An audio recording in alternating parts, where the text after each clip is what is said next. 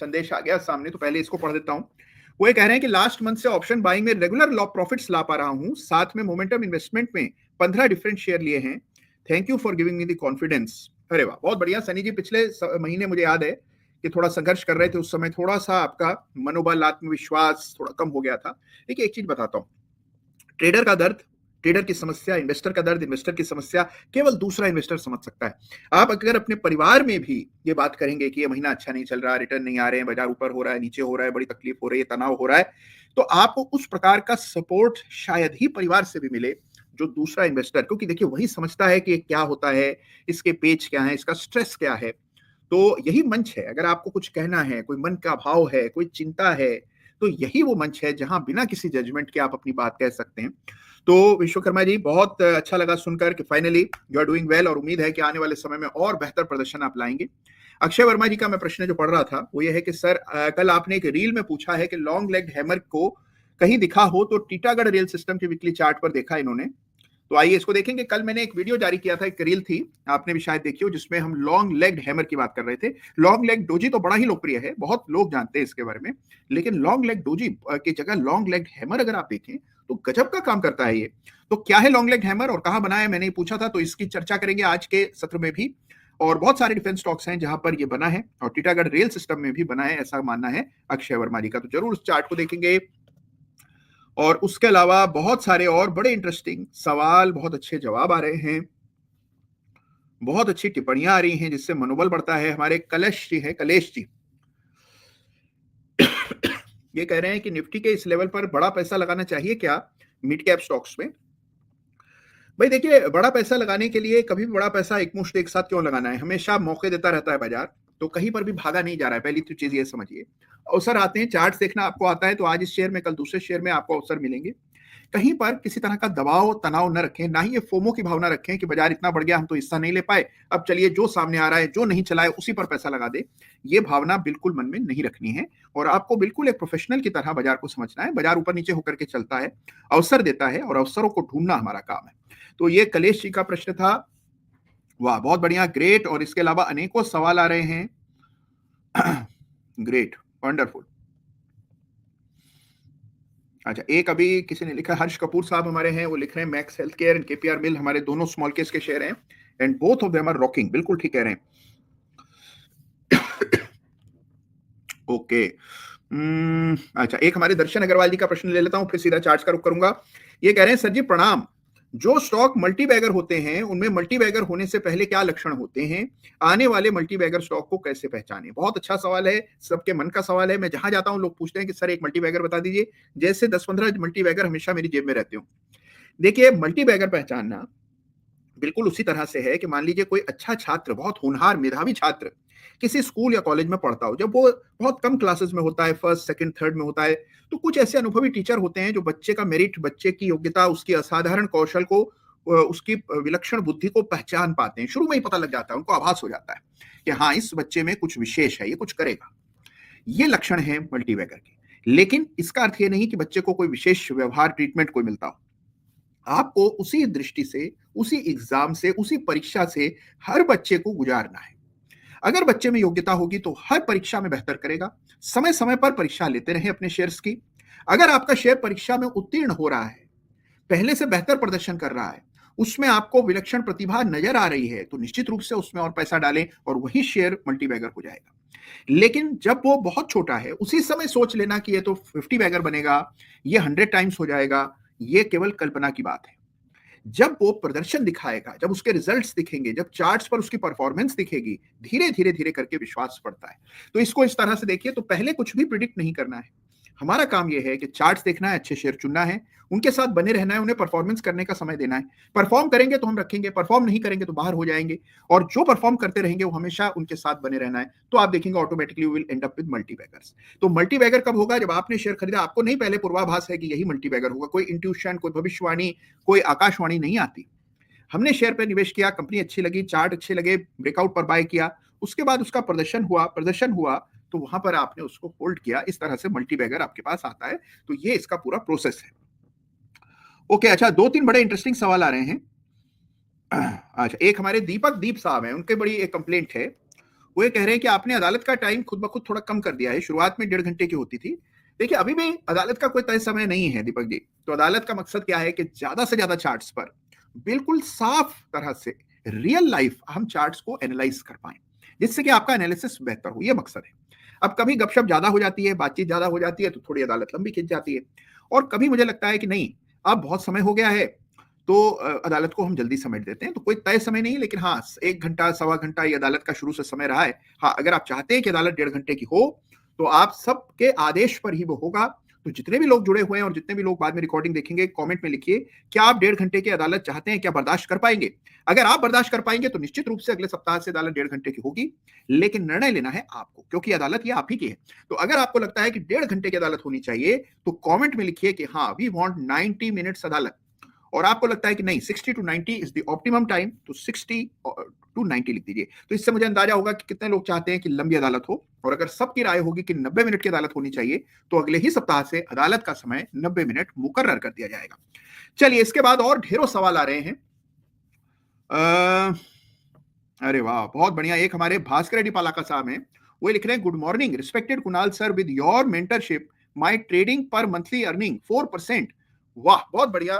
तो भास्कर रेड्डी पलाका साहब, आपको शुभकामनाएं और साधुवाद हम सब की ओर से। बहुत बड़ी उपलब्धि है, 4% का रिटर्न आप ऐसे बाजार में ला रहे हैं जहां वॉलिटिलिटी, हाँ बाजार बढ़ रहा है लेकिन वॉलिटिलिटी है, तो ऐसे बाजार में अच्छा रिटर्न लाना बड़ी उपलब्धि है। और ईश्वर करे कि आपकी सफलता इसी प्रकार से और बढ़ती रहे और उन्नति करें आप। और अगले सप्ताह या 1 महीने बाद जब आप अदालत में संदेश भेजें, तो आप कहें कि रिटर्न इस महीने का तो पिछले महीने से भी ज्यादा बेहतर आया है। मुर्गेश ठकोरे जी का सवाल है, वो ये कह रहे हैं, निफ्टी तो रॉकेट हो गया है, मदरसन पर फ्लैग पैटर्न है क्या? ये है सवाल। चलिए, इसका भी जवाब दूंगा मैं, मदरसन की बात करेंगे, लेकिन उससे पहले अपनी जो हमारी एक नियम है, एक हमारी परिपाटी है, वो है कि सारे चार्ट्स विश्व भर के हम देखते हैं, जिससे पूरी दुनिया में क्या चल रहा है इसका अंदाजा हमें हो जाता है और एक मन पक्का हो जाता है कि हाँ, हम कहाँ खड़े हैं। और ये बहुत इंपॉर्टेंट चीज है, तो इस पर आऊंगा। 2 चीज जल्दी से बोलता हूँ। एक, मोहित कश्यप जी ने एक प्रश्न किया है, बड़ा इंटरेस्टिंग सवाल है। इनका ये कहना है कि क्या इक्विनॉक्स का भी असर बाजार पर पड़ता है? बहुत इंटरेस्टिंग सवाल है कि क्या लूनर साइकिल्स का असर बाजार पर पड़ता है। तो इसकी चर्चा करेंगे आज के सत्र में। एक वीडियो भी मैं इस पर लेकर के आऊंगा। बड़ा अच्छा आइडिया आपने दिया, क्योंकि ये लूनर साइकिल्स का बड़ा भारी असर वाकई में बाजार पर पड़ता है मोहित जी, तो उसकी बात करेंगे। ठीक है, बहुत सारे और चार्ट्स पर चर्चा करनी है। ओके, चलिए बिना समय गंवाए आइए सीधा रुख करते हैं चार्ट्स का, और लीजिए निफ्टी का चार्ट आपकी खिदमत में हाजिर है। तो ये है निफ्टी, और निफ्टी आप देख रहे हैं कि जबरदस्त तेजी की चपेट में निफ्टी है, और तेजी जो है वो अद्भुत तेजी निफ्टी के चार्ट पर देखने को मिल रही। कहां से शुरू हुई तेजी? वीकली चार्ट पर तो नवंबर से, यानी कि पिछले पूरे 9-10 महीनों से बिना रुके, बिना थमे, बिना किसी विलंब के बाजार बढ़ता चला जा रहा है। तो ये जबरदस्त तेजी हमने निफ्टी में देखी, एंड दिस तेजी इज कंटिन्यूइंग। तो आपको जबरदस्त तेजी निफ्टी में देखने को मिल रही है। निफ्टी नए हाई बना रहा है, 26,000 को दस्तक दे रहा है। और आज इस अदालत का सवाल यह है कि क्या 26,500 निफ्टी के लिए अगला स्टेशन हो सकता है? तो इस पर हम लोग विस्तार से आज चर्चा करेंगे, निफ्टी के चार्ट की पूरी विवेचना करेंगे। लेकिन फिलहाल जो प्रथम दृष्टा ये चार्ट दिखता है ऑन फर्स्ट ग्लांस, तो आपको इसमें जबरदस्त तेजी दिखाई पड़ेगी। कंटिन्यूअस अप ट्रेंड है, हायर बॉटम्स की श्रृंखला है, और सारे ही इंडिकेटर्स पर स्ट्रेंथ दिख रही है। ये ऐसे मौसम में है जहां चारों ओर जो आपको ध्वनि सुनाई देती है, आप कहीं किसी भी बैठक में चले जाएं, किसी गोष्ठी में चले जाएं, कहीं पर भी 10, 15, 20 बाजार के लोग जुड़े हों, सबका ये कहना है कि सर बाजार को हो क्या गया है, ये इतना बढ़ क्यों रहा है? इतना बढ़ने का तो कोई कारण नहीं है, कहीं धड़ाम से तो नहीं गिर जाएगा। इस तरह के बातचीत, इस तरह की चर्चाएं आप कहीं पर भी जाएंगे सुनने को मिलेगी। लेकिन बावजूद उसके निफ्टी 26,000 को दस्तक दे रही है। बाजार में जो ताकत है ये असाधारण है। और याद रखिए, बाजार के विवेक पर कभी प्रश्न चिन्ह नहीं लगाना चाहिए। अपने जीवन में, अपने अनुभव से क्या सीखा मैंने, कि कई बार हमें लगता है कि बाजार को तो कुछ पता ही नहीं है, बाजार ने तो इस सुबह का समाचार पत्र पढ़ा ही नहीं है, ऐसा लगता है हम तो इतना कुछ जानते हैं। लेकिन कहां से जानते हैं? हमारी जानकारी का स्रोत वही मीडिया, वही अखबार है, वही रिसाइकल्ड इंफॉर्मेशन है। उसके आधार पर हम स्वयं को ज्ञानवान और बाजार को बोध समझते हैं। लेकिन याद रखिएगा मेरी इस बात को, इतिहास गवाह है कि बाजार नोज द बेस्ट। आपको याद होगा 2020 में जब कोविड संकट चरम पर था, मार्च में जब लॉकडाउन लगा था देश भर में, उस समय निफ्टी ने बॉटम बनाया था। उसके बाद से जब तक कोई भी संभावना नहीं थी कि कब के कब वैक्सीन आएगी, कब की कब चीजें ठीक होंगी, बाजार पहले पलट गया। बाजार आती हुई स्थिति की सुधार को पहले ही भाप गया और पहले ही तेजी देखने को मिली। ठीक उसी तरह जो तेजी आज आप बाजार में देख रहे हैं, बाजार इसको किस तरह के मोमेंटम में है इसको समझना चाहिए और कभी बाजार के रास्ते में नहीं खड़ा होना चाहिए। तो ये आपके सामने स्थिति है, निफ्टी लाइफ टाइम हाई की तरफ बढ़ रहा है। आइए बैंक निफ्टी को देख लें।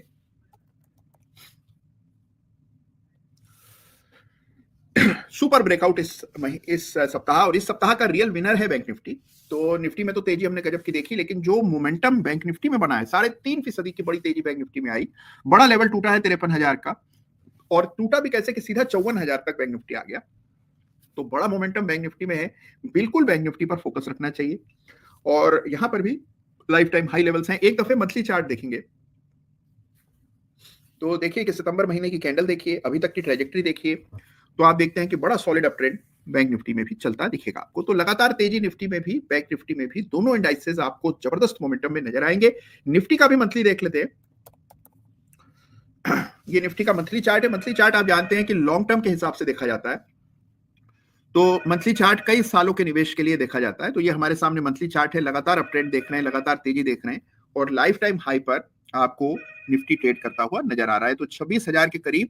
और आप देखिए कि पिछले महीनों की तेजी देखिए, नवंबर के बाद से तेजी देखिए बाजार की, तो आप खुद हैरत करेंगे कि किस प्रकार का बड़ा इंपल्स आपको देखने को मिल रहा है। देखिए वर्स्ट केस क्या हो सकता है कि इस लेवल पर आकर बाजार कुछ समय का टाइम वाइज करेक्शन दे, वो 3-4 महीने का भी हो सकता है, 3-4 सप्ताह का भी हो सकता है, तो वो परिस्थिति जरूर वो कभी भी हो सकता है। लेकिन ओवरऑल अगर आप स्ट्रक्चर देखें तो लगातार निफ्टी में तेजी देख रहे हैं। तो निफ्टी का स्ट्रक्चर स्ट्रॉन्ग, बैंक निफ्टी का स्ट्रक्चर स्ट्रॉन्ग है, दोनों इंडाइसेस पर जबरदस्त तेजी देखने को मिल रही है। आगे आइए बढ़ते हैं आगे।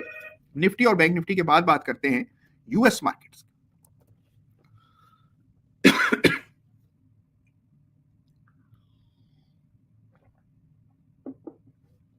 तो ये यूएस मार्केट का मंथली चार्ट है, डाउ जोन्स का ये वीकली चार्ट है। इस सप्ताह की तेजी देखिए, 1.5% की तेजी डाउ जोन्स में, बड़ी तेजी बनी, बड़ा मोमेंटम बना। आपको याद होगा कि पिछले से पिछले सप्ताह जब बड़ा गिरावट आई डाउ जोन्स में, उस समय भी मैंने कहा था कि स्ट्रक्चर पर कोई आंच नहीं आई है, और अगले ही सप्ताह हमने बहुत अच्छा रिवर्सल आते हुए देखा, फिर मोमेंटम बना और अब 42,000 के ऊपर डाउ जोन्स ट्रेड कर रहा है। तो जबरदस्त मोमेंटम डाउ जोन्स में देखने को मिल रहा है। तो चारों ओर तेजी है, और डाउ जोन्स में विशेष रूप से तेजी देखने को मिल रही है। तो हम देख रहे हैं कि ग्लोबल मार्केट से भी जो क्यूज आ रहे हैं वो बहुत पॉजिटिव हैं।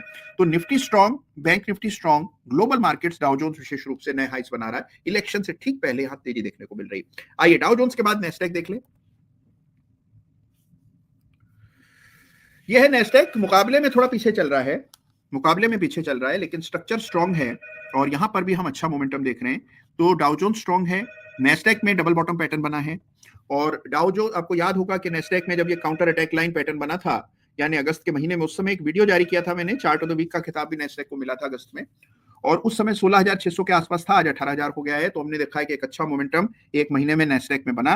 नेस्डैक के लिए अगला पड़ाव इसकी लाइफ टाइम हाई के लेवल्स 18,500 होंगे, और वहां पर कुछ संघर्ष जरूर होगा, लेकिन स्ट्रक्चर नेस्डैक का भी स्ट्रॉन्ग है। तो Nifty strong, bank Nifty, US markets. और अब आइए देखते हैं फटाफट डॉलर के चार्ट से क्या संकेत मिल रहे हैं। तो ये डॉलर है, और जो इस सप्ताह की सबसे बड़ी उपलब्धि है वो ये गिरावट जो डॉलर में। तो फ्यूचर्स का चार्ट हम देख रहे हैं, ये स्पॉट मार्केट का चार्ट देखते हैं जो हम हर सप्ताह देखते हैं। तो ये आपके सामने यूएसडी आईएनआर है, और ये स्पॉट में हम देख रहे हैं। तो आप देखते हैं कि जो गिरावट इस सप्ताह डॉलर में आई, जो तेजी ताकत रुपए में आई, ये बड़ी भारी बदलाव की ओर इशारा कर रही है, और इसके बड़े मायने हैं। इसकी चर्चा हम लोग पहले भी करते आए कि अगर देखिए डॉलर की तेजी यूं ही जारी रहेगी तो जाहिर सी बात है कि बाजार पर एक दबाव बना रहेगा। इस सप्ताह जो डॉलर में ये जो कमी आई है, कमजोरी आई है, और रुपया मजबूत हुआ है, इसका मतलब नए पैसे की आमद का ये इशारा है। तो ये बड़ा पॉजिटिव संकेत आपको डॉलर से आ रहा है। तो अगर आप कुल मिलाकर तस्वीर देखें तो कहीं कोई ऐब नहीं है, कहीं कोई चिंता, कोई भी ऐसा कारण नहीं है कि हम चिंतित हों। तो आप ओवरऑल ट्रेंड पॉजिटिव नजर आ रहा है। इंडिया विक्स देखते हैं, ये आपके सामने इंडिया विक्स, और इंडिया विक्स हम देख रहे हैं कि एक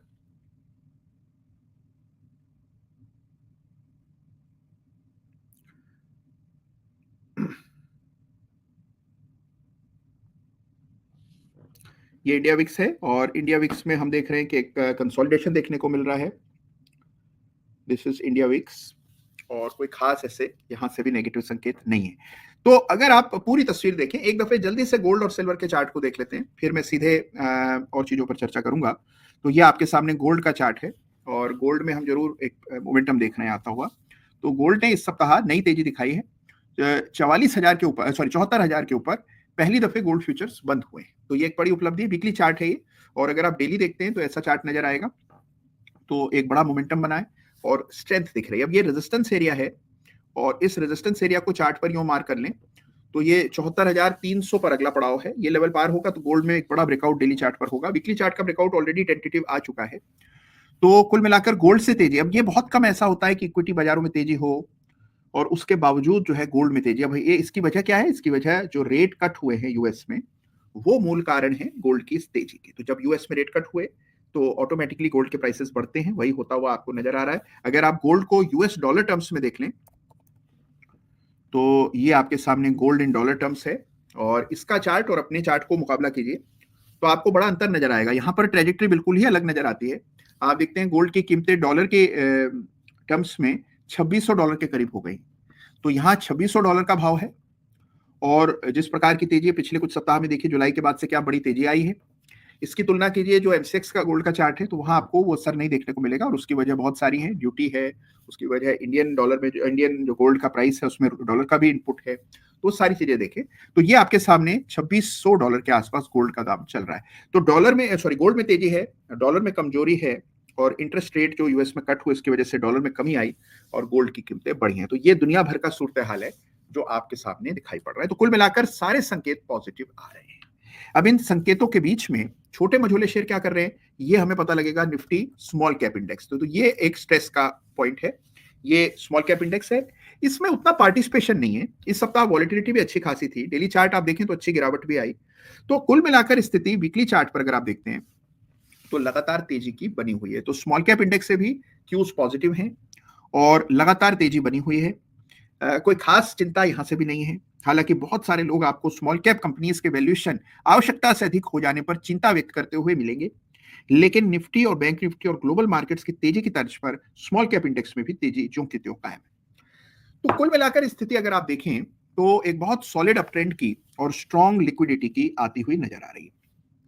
चलिए, तो अब हमने कई सारे चार्ट्स देखे, 360 डिग्री व्यू बाजार का ले लिया। हमारे साथ आज के कार्यक्रम में एक विशेष व्यक्ति जुड़ेंगे और वो हैं जितेंद्र कुमार जी। तो उनसे विस्तार से चर्चा करेंगे, लेकिन उससे पहले कुछ और चीजें हैं जिन पर बात करनी है और कुछ चार्ट्स देखने हैं। हाँ, एक और आपको बड़ी इंपॉर्टेंट जानकारी भी आज के अदालत में मुझे देनी है। तो काफी काम है और समय हमेशा की तरह हमारे पास सीमित है, तो बिना समय गंवाए सीधे आइए कुछ एक प्रश्नों के उत्तर दे दूं जो कि लंबित है अदालत के सामने। बड़े ही इंटरेस्टिंग सवाल आ रहे हैं। देखिए, जैसे हमारे साहिल काबा जी का प्रश्न है, वो कह रहे हैं dear sir give your view profit booking और इन्फ्यूज मोर कैपिटल। भाई देखिए, दो एक्सट्रीम व्यूज हैं और दो बड़ी ही अलग अलग विकल्प इनके सामने हैं। तो साहिल जी का प्रश्न ये है कि इन बढ़ी हुई कीमतों पर बाजार में क्या नया पैसा और लगाया जाए या फिर प्रॉफिट बुक कर लिया जाए। भाई देखिए, ये चार्ट पर निर्णय करना चाहिए बजाय इसके कि हम अपने इंट्यूशन पर या ये सोचकर के बाजार बहुत बढ़ गया है घटना चाहिए, केवल इसी को फोकस बना करके निर्णय ना करें। जो भी आप निर्णय करें वो चार्ट के आधार पर करें। तो हमेशा अगर अप ट्रेंड चल रहा है, सॉलिड अप ट्रेंड है, तो हायर बॉटम्स को मार्क करें चार्ट पर, प्रीवियस बॉटम के नीचे एक लाइन डालें, उस लाइन के टूटने पर एग्जिट करें। कोई ना कोई ठोस वजह निकलने की होना चाहिए। जब तक वो नहीं है, कोई वजह नहीं है कि केवल क्योंकि बहुत बढ़ गया है हम एग्जिट कर लें। आज जो बाजार हमें 25,700 पर महंगा लगता है, बहुत बड़ा हुआ लगता है, हो सकता है 30,000 पर हम उसी समय के लिए उम्मीद करें कि कभी बाजार करेक्ट हो जाए, 26,000 आ जाए तो हम जमकर खरीद लेंगे। तो जब 30,000 का निफ्टी होगा तो 26,000 सस्ता लगेगा, फिर हम उसकी उम्मीद करेंगे। तो इसलिए हमेशा आपको ट्रेंड के आधार पर, चार्ट्स के आधार पर निर्णय करना है। रहा सवाल और पैसा लगाने का, तो और पैसा लगाने का निर्णय कभी भी इस बात पर निर्भर नहीं करना चाहिए कि बाजार क्या कर रहा है। और पैसा लगाने का निर्णय इस बात पर होना चाहिए कि आपके पास कितना पैसा है लगाने को। तो अपनी लिक्विडिटी, अपनी फाइनेंशियल पोजीशन को देख करके पैसा लगाइए। बाजार का तो हमेशा मौसम बदलता रहता है, तो बाजार के मौसम पर यह निर्णय नहीं होना चाहिए। This decision should be based on your liquidity situation और आगे आने वाले समय में आपको कितने पैसे की जरूरत है, कितना लगा सकते हैं, उसके आधार पर यह तय करें कि बाजार में पैसा लगाना है या नहीं। ओके, अच्छा, एक सवाल हमारे गिरीश कंजवानी साहब का है। सवाल इनका यह कि मेरे पास 2 लाख हो तो हमें कितने स्टॉक में इन्वेस्ट करने चाहिए। अब देखिए, बड़ा ही ओपन एंडेड सवाल है गिरीश जी। इसकी वजह यह है कि केवल आपके पास 2 लाख हैं, इससे काम नहीं चलेगा और बहुत सी इंफॉर्मेशन देनी पड़ेगी। यानी आप काम क्या करते हैं, हर महीने कितना बचा लेते हैं, आपके सामने और कितनी ज़िम्मेदारियाँ हैं जिसके लिए पैसा हमेशा आपके पास होना चाहिए। क्या ये वो पैसा है जो बाकी सब कुछ निकाल लेने के बाद, अपनी एफडी वगैरह जो बाकी इन्वेस्टमेंट्स हैं वो कर लेने के बाद, जो फ्री कैपिटल या कि कहें कि इन्वेस्टेबल सरप्लस आपके पास है, क्या वो है ये 2 लाख या ये कुल आपकी पूँजी है? तो अगर आप जो भी निर्णय करें, जो बाज़ार में पैसा लगता है, लगाना चाहिए, वो पैसा है जो आप नॉर्मल कोर्स में बाकी अपनी जो बेसिक चीज़ें हैं, जो ज़रूरतें हैं, जो बेसिक पैसा हमेशा रखा जाना चाहिए, जो इमरजेंसीज के लिए पैसा बचा करके रखना है, उन तमाम चीज़ों को ध्यान में रख करके जो अतिरिक्त पैसा आपके पास है, उसको आप बाजार में डिप्लॉय करते हैं। रहा सवाल कितने शेयर्स में, तो इसका कोई फिक्स नहीं है। अलग-अलग मॉडल्स, अलग-अलग स्ट्रेटजीज के हिसाब से आपको नंबर ऑफ स्टॉक्स का निर्णय करना पड़ता है। तो मान लीजिए आपके पास बहुत सारे ऐसी कोई स्ट्रेटजी है जिसमें मल्टीपल स्टॉक्स खरीद करके फिर कई सारों को एग्जिट कर देते हैं, तो उसमें आपके पोर्टफोलियो में संख्या ज्यादा भी हो सकती है। म्यूचुअल फंड्स में आमतौर पर हम जानते हैं 15-20 शेयर होते हैं। तो हर अलग-अलग इन्वेस्टमेंट स्टाइल के हिसाब से नंबर ऑफ शेयर्स ज़्यादा कम हो सकते हैं।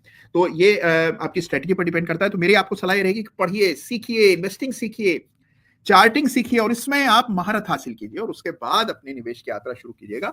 और ये ना सोचिएगा कि सारी पूंजी एक साथ इसमें लगा दूं। समय दीजिए, इसको सीखिए पहले। सवाल आया है बिटकॉइन पर, किसने पूछा है? केरलाई ट्रेडर। इनका प्रश्न है कि kindly give your view on bitcoin also in every अदालत। जरूर बिटकॉइन की भी बात करेंगे आज की अदालत में और कुछ और चीजों पर भी चर्चा करेंगे। ठीक है, ग्रेट। तो बिना समय गंवाए आइए चार्ट्स का रुख करते हैं।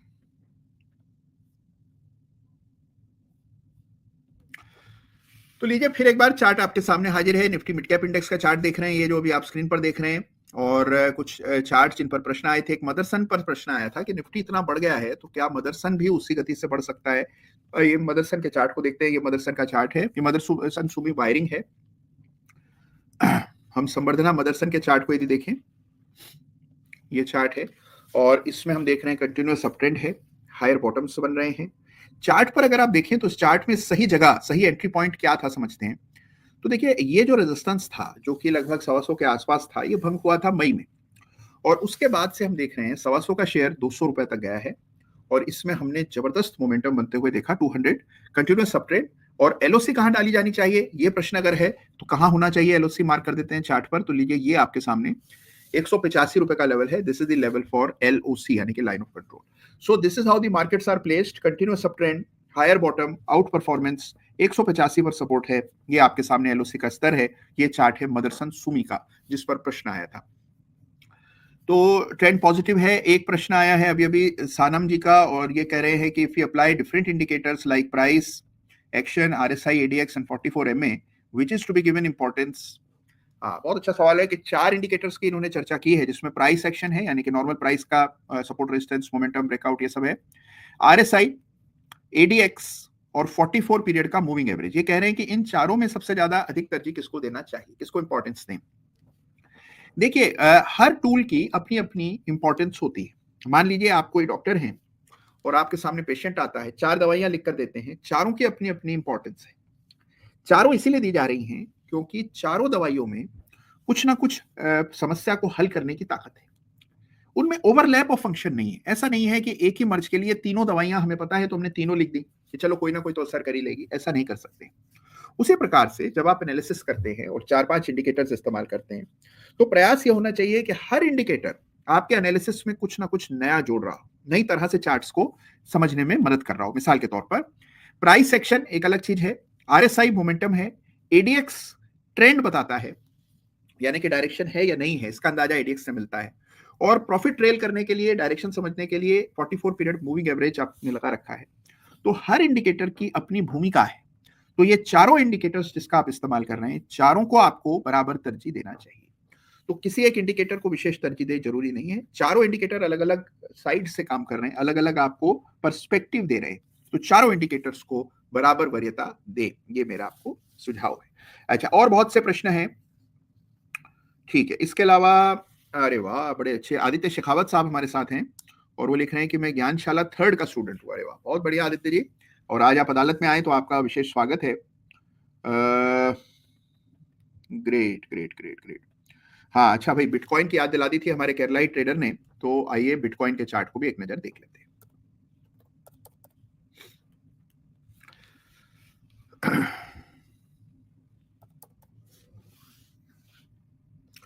तो ये है बिटकॉइन बनाम यूएस डॉलर और बिटकॉइन का चार्ट आपके स्क्रीन पर। बिटकॉइन में हम देख रहे हैं, हमने एक पैटर्न बनाया था चार्ट पर और आप देखेंगे कमोवेश वही पैटर्न होल्ड कर रहा है, सीमित दायरे का कारोबार हो रहा है। वॉलेटाइल बहुत है, $10,000 का मोमेंटम यानी कि रेंज आपको देखने को मिल रही, तो उतार चढ़ाव बहुत रहता है बिटकॉइन में। लेकिन बड़ी बात यह है कि 54,000 पे सपोर्ट है, 68,000 से 69,000 के बीच में रेजिस्टेंस है और एक दायराबद्ध कारोबार आपको बिटकॉइन में देखने को मिल रहा है। और जैसे ही हम देख रहे हैं कि यूएस करेंसी कमजोर होती है तो उसका फायदा गोल्ड को तो होता ही है, उसका फायदा बिटकॉइन को भी होता है, क्योंकि this is an alternate store of value. तो कुछ पैसा डॉलर से हट करके बिटकॉइन जैसी करेंसीज में भी चला जाता है। तो बिटकॉइन में तेजी बनी है और ये मोमेंटम बनता दिख रहा है। तो कुल मिलाकर ये स्थिति आपके लिए जो लेवल इंपॉर्टेंट है, जिसको एलओसी यहाँ पर मानना चाहिए, वो $54,000 के आसपास का स्तर है, $54,000 ऑन बिटकॉइन। अच्छा, एक सवाल है हमारे सुशील केसरी साहब का। वो ये कह रहे हैं कि सर किसी स्मॉल कैप कंपनी में निफ्टी 50 की या कोई बड़ी कंपनी अपना हिस्सा बढ़ाए तो आप इसे कैसे देखते हैं?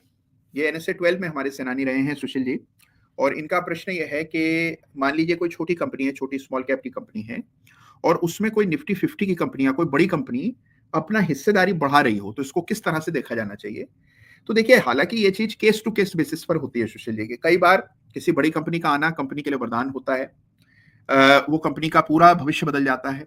बड़ी कंपनी के आने से कंपनी का साइज, उसके जो पैसे की जरूरतें हैं, वो सारी दूर हो जाती हैं। कई बार ये नेगेटिव भी होता है, तो हर परिस्थिति में एक सा इसका असर हो जरूरी नहीं है।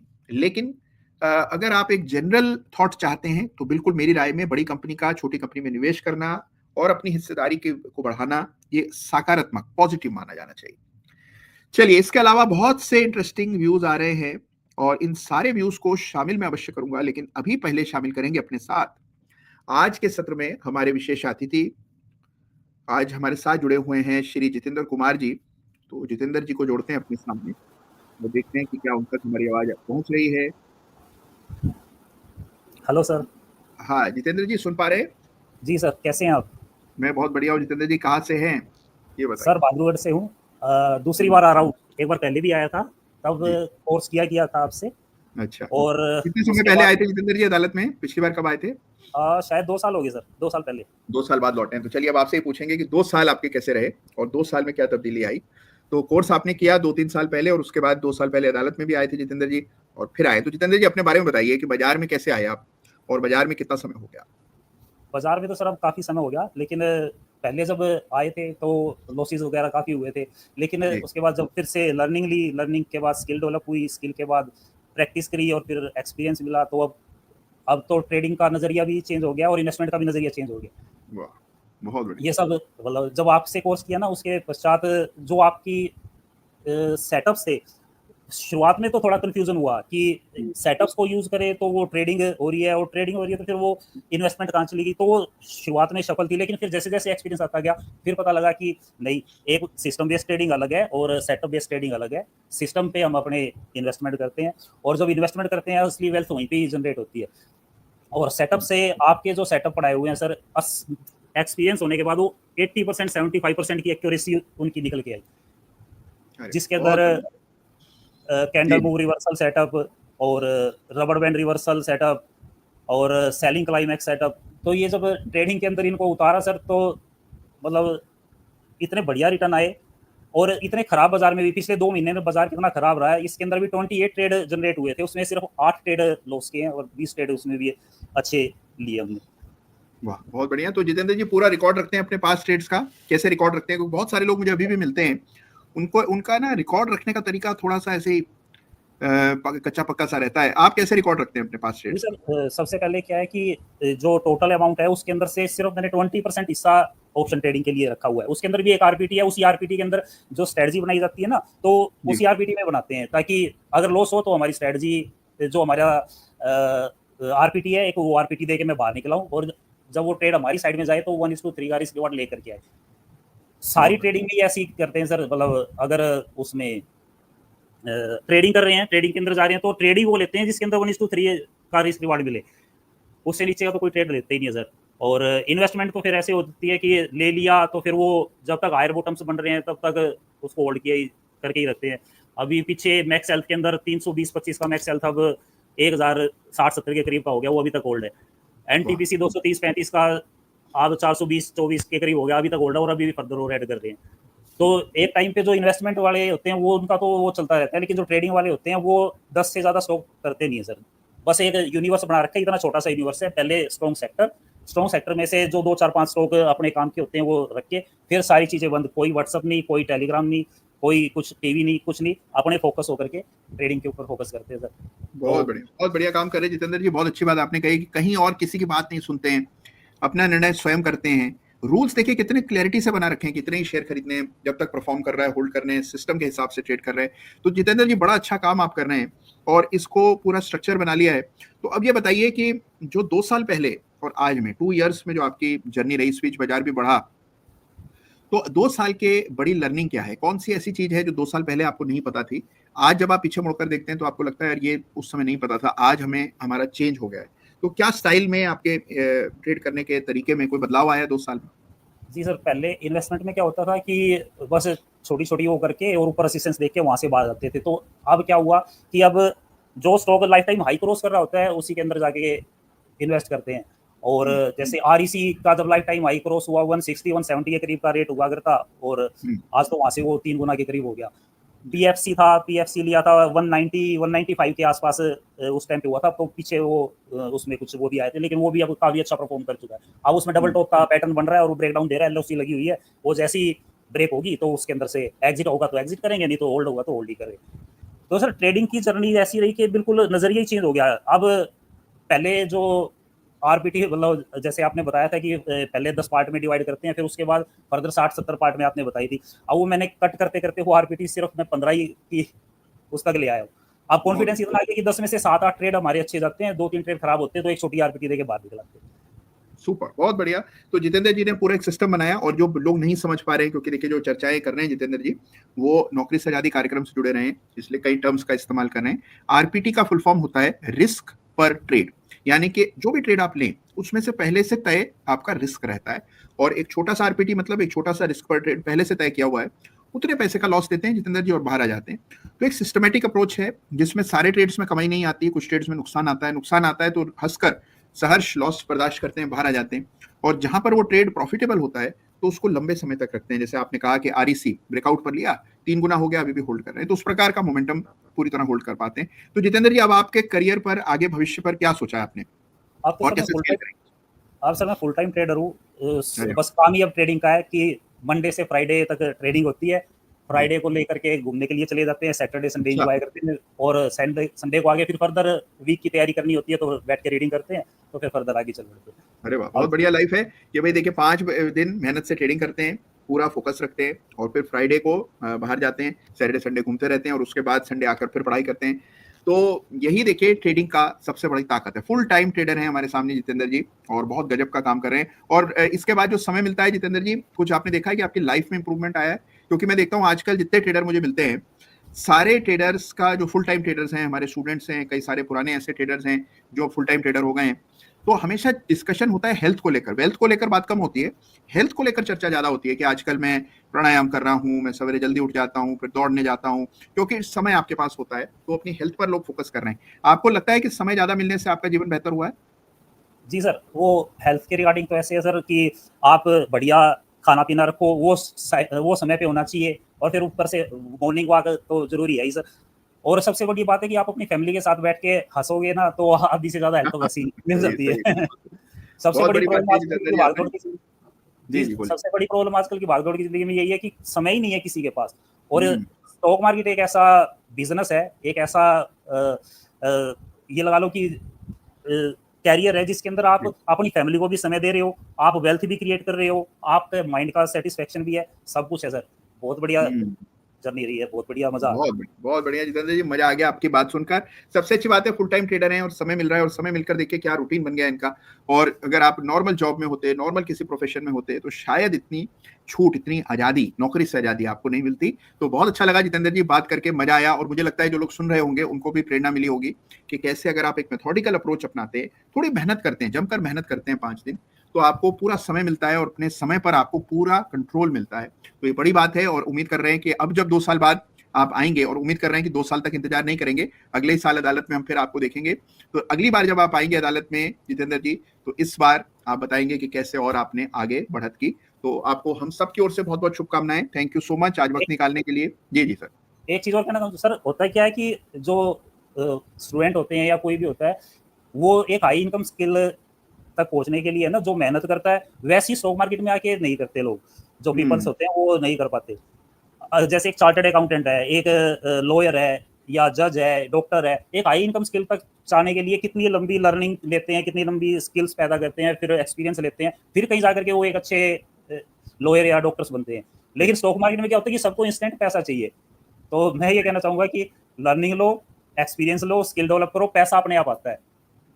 बिल्कुल सही, 100% सही बात कही आपने कि भाई देखो, इसको भी व्यवसाय समझिए, काम समझिए, प्रोफेशन समझिए, और किसी भी प्रोफेशन में एक्सेल करने के लिए, आगे बढ़ने के लिए, चोटी पर पहुंचने के लिए आपको मेहनत तो करनी पड़ती है। तो जब आप डॉक्टर बनने के लिए, जज बनने के लिए, लॉयर बनने के लिए इतना परिश्रम, कठोर परिश्रम करते हैं, दिन रात एक कर देते हैं, रातों रात तक पढ़ते रहते हैं, तो यहाँ पर भी अगर थोड़ी बहुत मेहनत करनी पड़े तो उससे क्यों कतराना।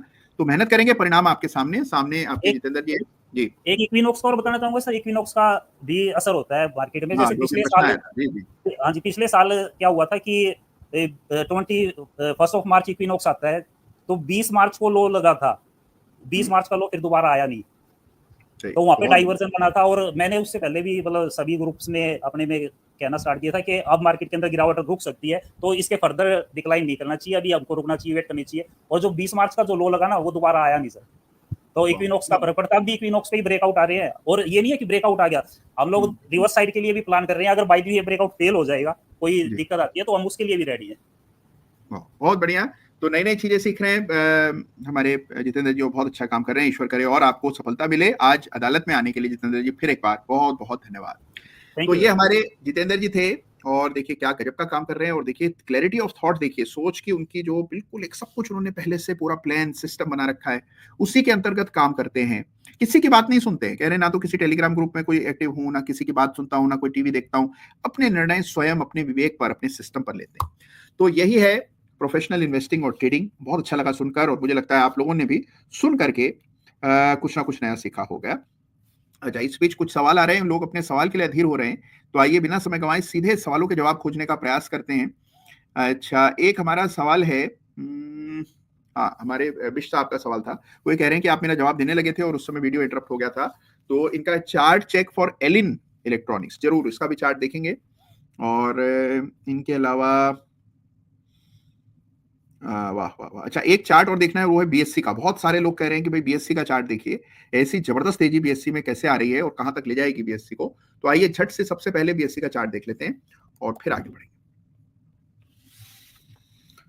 वाह क्या चार्ट है, इस चार्ट को देख करके आनंद आ जाता है। बीएससी का, बॉम्बे स्टॉक एक्सचेंज का चार्ट है, और यही आपको बाजार के आने वाले समय की ओर इशारा कर रहा है। देखिए बीएससी में इस सप्ताह जो तेजी बनी, तेजी देखिए, इतने बढ़े हुए शेयर में, 3,000 रुपए के शेयर में इस सप्ताह हमने लगभग 37% की वृद्धि देखी, यानी 37% इन अ सिंगल वीक।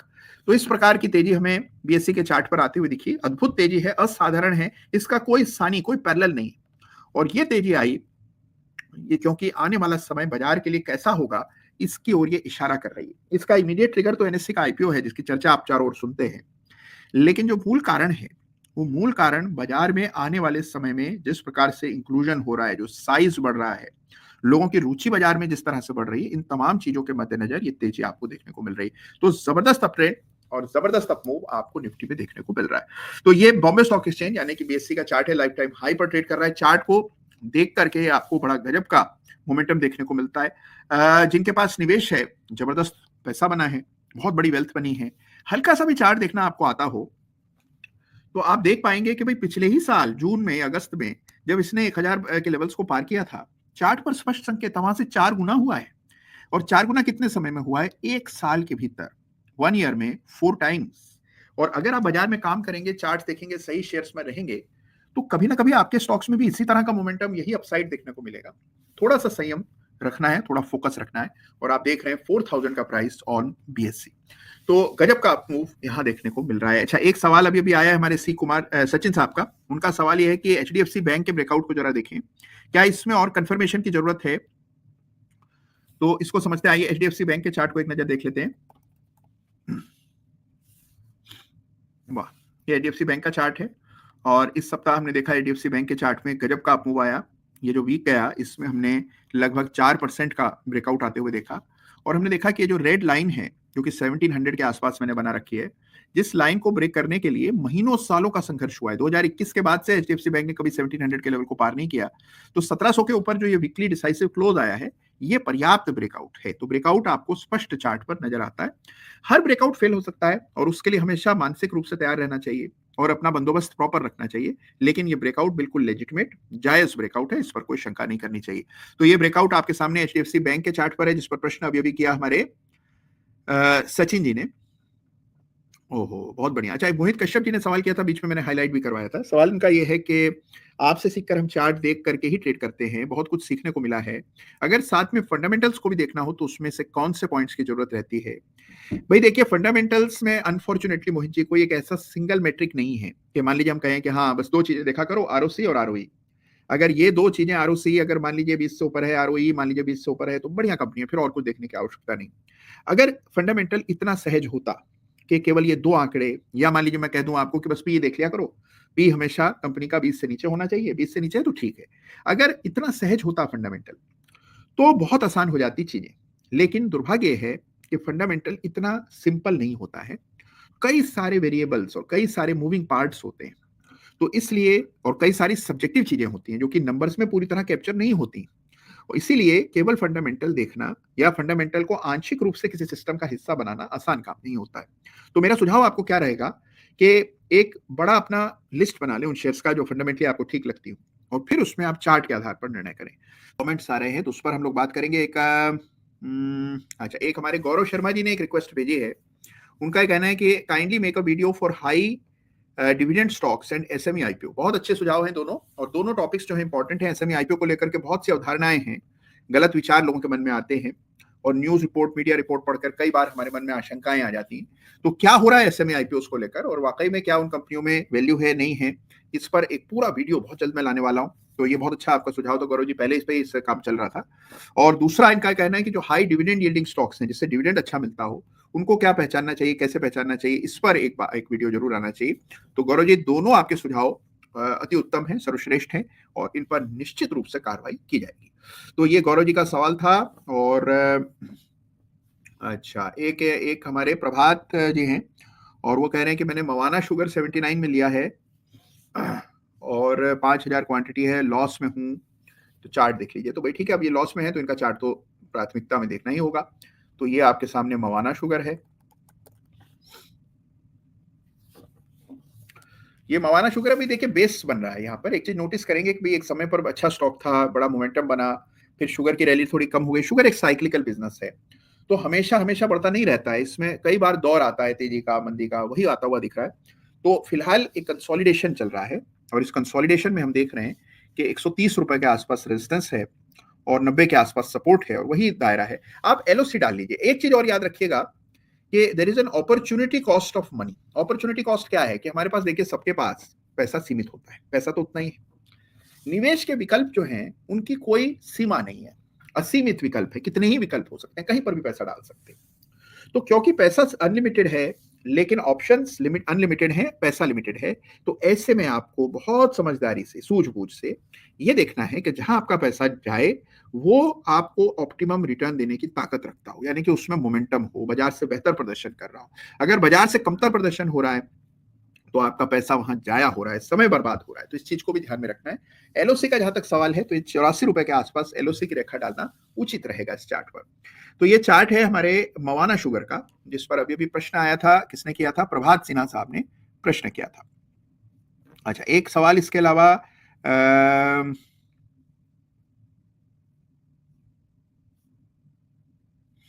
वाह, एक हमारे मंटू पाल साहब हैं, वो टीकेपी 8 में थे, 8 में है इनफैक्ट, और कह रहे हैं कि एरोफ्लेक्स और अल्ट्राटेक इनके चार्ट्स को देखिए। तो एक बार अल्ट्राटेक के चार्ट को देखते हैं। भाई बहुत जबरदस्त अप ट्रेंड रहा है अल्ट्राटेक में, ब्रेकआउट हुआ, ब्रेकआउट की लाइन मैंने 8000 के आसपास डाली हुई है, 12000 हो गया, अप ट्रेंड में चल रहा है, हायर बॉटम बन रहे हैं। करना कुछ नहीं है, एक एलओसी डाल दीजिए बस सही जगह पर। अब मैं यहाँ एलओसी नहीं डालूंगा, आप स्वयं डालिए, क्योंकि भाई अब तक इतनी अदालतों में आप आ चुके हैं, दर्जनों, सैकड़ों चार्ट्स देख चुके हैं, उन पर मुझे रेखाएं डालते हुए देख चुके हैं, तो मैं इस बात को मान करके चल रहा हूं अब कि एलओसी डालने में आपको कोई परेशानी नहीं आती है। कोई यहाँ पर ऐसा है जिसको लगता है कि एलओसी डालना अभी तक नहीं आया? जितने लोग अदालत में आज हिस्सा ले रहे हैं लाइव, सबसे मेरा सवाल है कि कितने लोगों को लगता है कि एलओसी हमारी बिल्कुल परफेक्ट डलती है? जिनको लगता है हम परफेक्ट डाल लेते हैं, लिख दीजिएगा परफेक्ट। और जिसको लगता है कि नहीं डाल पाते हैं, अभी एलओसी डालने में लड़खड़ा जाते हैं, पशुपेश में पड़ जाते हैं, दुविधाओं में पड़ जाते हैं, वो लिखिए कि no, not perfect. Priyanka ji लिख रही हैं कि परफेक्ट। और कितने सारे लोग हैं, अरे वाह। मंटू पाल जी की परफेक्ट एलओसी है। सचिन जी कह रहे हैं ज्ञानशाला परफेक्ट है। वाह, बहुत बढ़िया, ग्रेट ग्रेट ग्रेट। और यही देखिए सबसे बड़ी उपलब्धि है इस चैनल की, सबसे बड़ी उपलब्धि अदालत की क्या है कि आप लोग बिल्कुल परफेक्ट रेखा डाल पाते हैं। जो लोग नो लिख रहे हैं, नॉट परफेक्ट लिख रहे हैं, वो भी अच्छा मेहनत कर रहे हैं। कई बार वो कॉन्फिडेंस नहीं आता है, लेकिन अदालत देखते रहेंगे तो निश्चित रूप से आप भी परफेक्ट लाइन डाल पाएंगे, ऐसी मेरा विश्वास है। अनुपम जी लिख रहे हैं हम नहीं डाल पाते हैं। फिट इंडिया विदमित लिख रहे हैं नहीं डाल पाते हैं। ललिता किचन लिख रहे हैं नहीं डाल पाते। कई सारे लोग नहीं डाल पाते हैं, लेकिन with time you will definitely be able to do it. थोड़ा सा वक्त दीजिए, थोड़ी प्रैक्टिस मांगता है। ये जो बात अभी जितेंद्र जी भी कह रहे थे कि भाई मेहनत करनी पड़ती है, तो थोड़ा समय दीजिए इसको, मेहनत कीजिए। आप देखिए बड़ा फर्क आएगा आपके रिटर्न्स में, आपकी ट्रेडिंग में, आपकी स्किल्स में, और धीरे धीरे करके आप वहां पहुंचेंगे। बहुत बढ़िया, अरे वाह, बहुत बढ़िया। एक हमारे गणेश वर्मा जी हैं, वो लिख रहे हैं कि सर जब आप न्यूज चैनल पर आते हैं तो मैं आपको बात बिल्कुल नहीं सुनता। अरे बट जब आप अदालत में आते हैं तो आपकी बात मेरे लिए गीता समान है। अरे वाह, बहुत बड़ी बात कही गणेश जी। लेकिन आपके सपोर्ट के लिए, आप जो वक्त निकालते हैं अदालत के लिए और चार्ट ऑफ द वीक के लिए, उसके लिए बहुत बहुत धन्यवाद आपका। Thank you so much. और मेरा भी प्रयास रहता है, मुझे भी बड़ा मजा आता है जब मैं आप लोगों से बात करता हूँ, तो ऐसा लगता है कि सारा परिवार फिर से मिल गया हो और हम लोग अपने दिल की बात कह सकते हैं, जो मन में आ रहा है, जिस चार्ट को लेकर हम सब चिंतित हैं, जिस चार्ट को लेकर हम एक्साइटेड हैं कि हाँ, उसकी बिना रोक टोक